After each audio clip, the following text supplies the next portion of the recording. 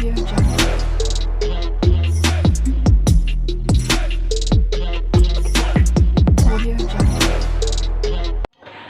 നമ്മൾ രാത്രി കപ്പ കുഴയ്ക്കാൻ പോകുന്നു. അപ്പോൾ ഇതിനകത്ത് ഞാൻ തേങ്ങ, വെളുത്തുള്ളി, പച്ചമുളക് എല്ലാം കൂടി നമുക്കൊന്ന് ഒതുക്കിയെടുക്കാം. ഒതുക്കിയെടുത്തിട്ടുണ്ട്.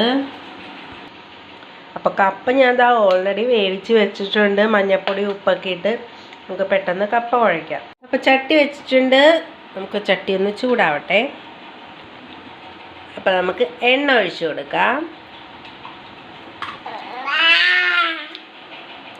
കടുക് ഇട്ട് കൊടുക്കാം. മാറിക്കോളൂ.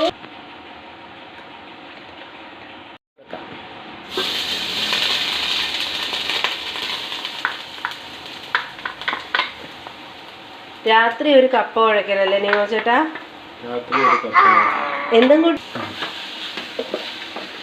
കപ്പ നേരത്തെ വേവിച്ച് ഞാൻ വെച്ചോണ്ട് രക്ഷപ്പെട്ടു. 9. പിന്നെ കപ്പ കുഴക്കണ എന്താന്ന് വെച്ചാലേ ഇന്ന് ഞങ്ങളുടെ ബീഫ് കറിയാണ്. അതുകൊണ്ട് കപ്പയും ബീഫ്. ഈ കപ്പ നമുക്ക് 31-ാം തീയതി ഈ കപ്പ ഇട്ട് കൊടുക്കാം. ഇട്ട് കൊടുക്കാം. വെളിച്ചെണ്ണ ഓയിലാ? അത് വെളിച്ചെണ്ണ. ഒരു 2 വറ്റൽമുളക്. ഞാൻ പച്ചമുളക് ഇട്ടത് കൊണ്ട് അത്യാവശ്യം എരിവുണ്ടാവും. നമ്മുടെ കപ്പ ഇവിടെ റെഡി ആയിട്ടുണ്ട്.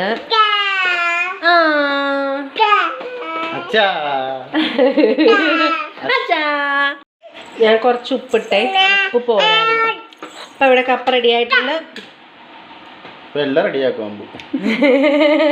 പച്ചക്കുട്ടൻ ഫുഡ് കഴിച്ചു. ഇനിയപ്പം ഞാൻ കഴിച്ചിട്ട് വേണം നിമോച്ചേൻ്റെ ഫുഡ് കഴിക്കാൻ വേണ്ടി.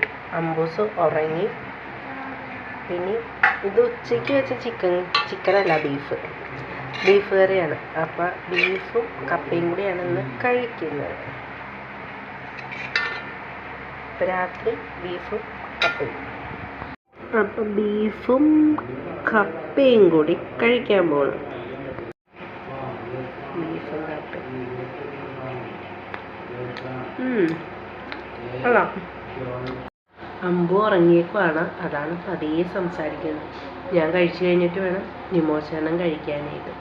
പെട്ടെന്ന് കഴിക്കാം.